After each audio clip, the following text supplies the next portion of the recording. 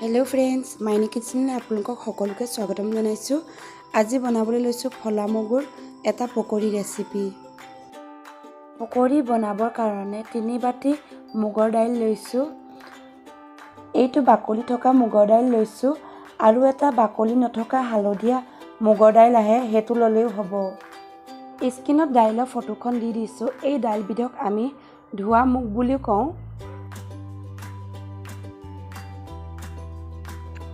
এইখিনি 4-5 ঘণ্টাৰ কাৰণে পানীত তিয়াই ৰাখিম, তেতিয়া বাকলিটো ধুনীয়াকৈ ওলাই যাব।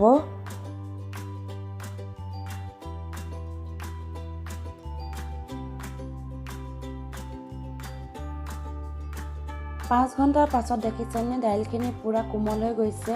এতিয়া ইয়াৰ পৰা বাকলিখিনি অতৰাই ল'ম।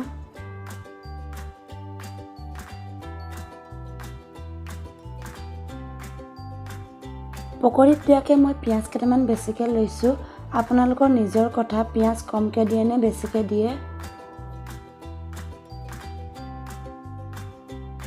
আৰু আনফালে কেঁচা জলকীয়া, আদা এটুকুৰা, নহৰু কেইফুটামান আৰু ধনিয়া পাত কেইখিলামান লৈ লৈছোঁ।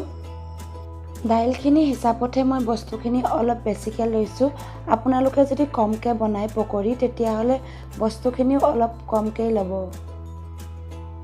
এইখিনি ধনিয়া পাউডাৰ আৰু জিৰা পাউডাৰ মিক্স কৰি লৈছোঁ। ধনিয়া পাউডাৰ 3 চামুচ আছে আৰু জিৰা পাউডাৰ 1 চামুচ আছে ডাঙৰ চামুচেৰে। হালধি পাউডাৰ 1 চামুচ, এয়া ৰেড চিলি পাউডাৰ 1 চামুচ। পকৰি অলপ বেছিকৈ বনোৱাৰ কাৰণে মই মছলাও অলপ বেছিকৈ ব্যৱহাৰ কৰিছোঁ। আপোনালোকে যিমানখিনি পকৰি বনাব সিমানখিনি মছলা ল'লেই হ'ল।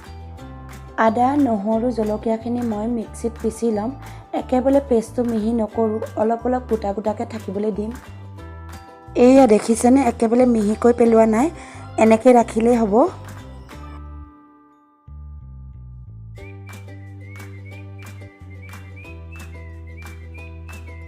মুগৰ দাইলখিনিৰ পৰা বাকলিটো অতৰাই মিক্সিত পিচিবলৈ লৈছোঁ।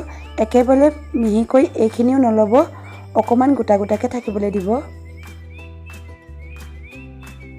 মুগৰ দাইলখিনি পিছোতে পানী নিদিব, নহ'লে পেলপেলীয়া হৈ যাব। পকৰিৰ কাৰণে পেষ্টটো একদম মিহিকৈ নিপিচিব, অলপমান গোটা গোটা থাকিব লাগে। ইমানটো জোখত ৰাখিলেই হ'ব। পিঁয়াজখিনি বেছিকৈ সৰুকৈ কাটা নাই, মিডিয়াম চাইজতে কাটি লৈছোঁ। মুগ দাইলখিনি পিছা হৈ গৈছে। এতিয়া ইয়াতে পিঁয়াজখিনি দি দিছোঁ। পিচি ৰখা জলকীয়া, আদা, নহৰু আৰু মছলাখিনি ইয়াত দি ল'ম। এতিয়া এইখিনি এখন চামুচে নহ'লে হাতেৰে দি ভালকৈ মিক্স কৰি ল'ম। হাত লগোৱা নাই ইয়াত জলকীয়া থকাৰ কাৰণে।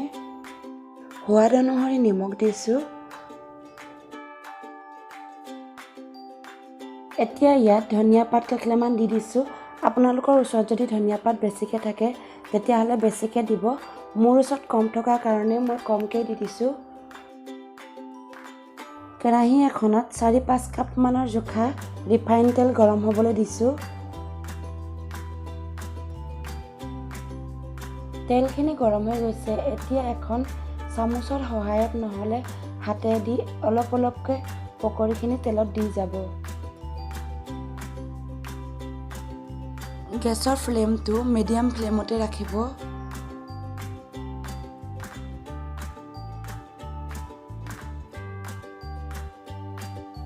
তিনি মিনিটৰ পাছত পকৰিখিনি ৰেডি হৈ গৈছে। এয়া গৰম গৰম পকৰি ৰেডি হৈ গৈছে। আৰু পকৰিৰ লগত খোৱাকৈ আপোনালোকে টমেটো চচো নহ'লে ধনিয়া পদিনা চাটনিও বনাই ল'ব পাৰে। মই এবিধ নৰ্মেল পদিনা চাটনি বনাইছোঁ। চাটনিখিনিৰ কাৰণে লৈছোঁ পদুনাৰ পাত কেইখিলামান, কেঁচা ধনিয়া পাত কেইখিলামান, বিলাহী এটা, নহৰু 5 ফুটামান আৰু কেঁচা জলকীয়া 5-6টামান লৈছোঁ। লগতে সৰু চাই আদা এটুকুৰাও লৈ 1 চামুচতকৈ কম গোটা জিৰা দিছোঁ। চাটনি সকলোৱে বনাব জানেই, সেইকাৰণে মই অলপ চলপকৈ দেখুৱাই দিছোঁ। সোৱাদ অনুসৰি নিমখ দি লৈছোঁ।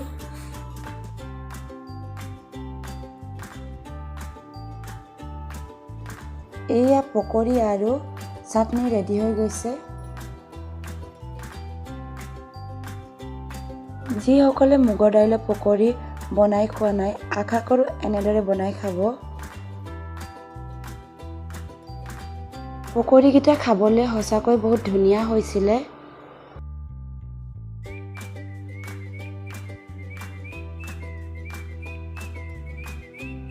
যদি ভিডিঅ'টো চাই ভাল পালে প্লিজ চেনেলটো ছাবস্ক্ৰাইব নকৰাকৈ নাযাব।